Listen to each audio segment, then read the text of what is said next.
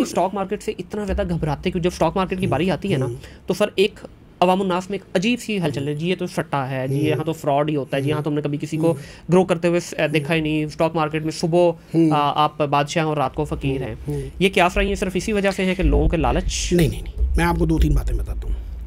पहली बात तो ये मुझ पर इतलाक होता है, चलो मैं अपने ऊपर रख के बात करता हूँ। मैं क्रिप्टो को नहीं समझता ना, तो मैं क्रिप्टो को बिजनेस नहीं मान रहा। ये हमारा एक जनरल एटीट्यूड होता है। 2-3 बातें हैं। एक ना, हमारे मुल्क में लोग डॉक्यूमेंटेशन से, रेगुलर होने से डरते हैं। तभी 25 बिलियन रुपये जो डॉलर्स हैं इस गरीब मुल्क में, लोगों ने कहीं तो 250-300 बिलियन कहते हैं, चूँकि वो रिकॉर्डेड ही नहीं है तो पता ही नहीं है। वो कहते हैं जी क्रिप्टो में पाकिस्तानियों ने लगाए हैं या फॉरेक्स में लगाए हैं। वो क्यों लगाए हैं? वो सलीम मजीद वाली जो ऐप्स में हम पीछे बात करें, 2 नंबर ऐप्स हैं, अभी वो पकड़े भी जा रहे हैं बेके करके।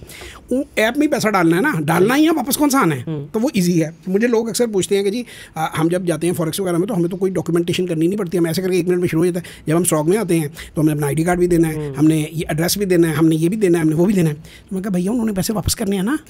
आप सड़क पर किसी को पैसे, गुजरते हुए बंदे का नाम पूछे बगैर उसे पैसे पकड़ा दो पाकिस्तानी को, किसी को, वो लेके भाग जाएगा, क्या बिस्मिल्लाह लाएं और भी दे दें। मैं भी डबल करके आता हूँ ऊपर से चक्कर लगा के।